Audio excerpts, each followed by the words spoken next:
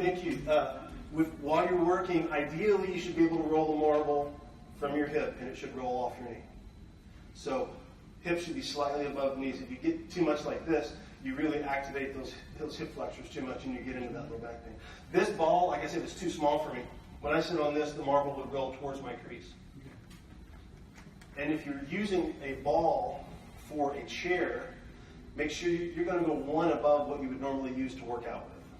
Because balls, the biggest mistake I see with people who start working with balls, like at a desk or whatnot, is it's too small for them, and they end up, so I'm being healthy, I'm working on a ball, right?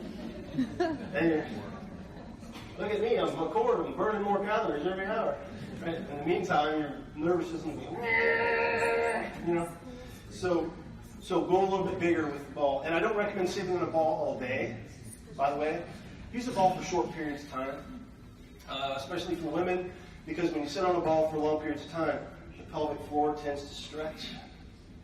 We want to keep that nice and firm. Okay? So all day long on a ball is not good, especially for women. This is great for carpal tunnel is a big deal for you guys. Am I here? Right? One of the biggest things, and then people always say, anytime you're like this all day, you need to do pec stretches, right? You get on the doorway and open up and stretch out, right?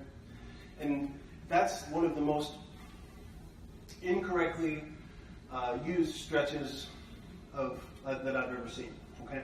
And the reason is when you get into a doorway and fall through, most of the time I see, I'll do it this way, most of the time I see this, okay? Head goes forward, and more importantly, the shoulder goes up and back like this, okay? First thing you have to do is make sure, and I just did my last blog post on gettoyourcore.com was exactly about this, so if you want a refresher, you can look at that. But remember that Indiana Jones thing?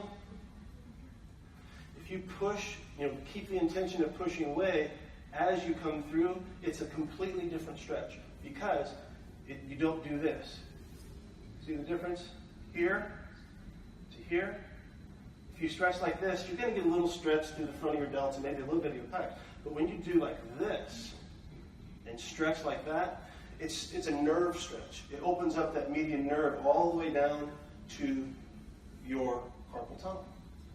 So most of the time, carpal tunnel is not because of the carpal tunnel. Because there's like 7 different places where that nerve can get impinged from your neck down to your carpal tunnel. A lot of people with carpal tunnel wrist pain, sometimes they'll say, I'll push on their scalene muscles, like, oh yeah, hey, that's my wrist pain. That's telling me. Right? Live and prove.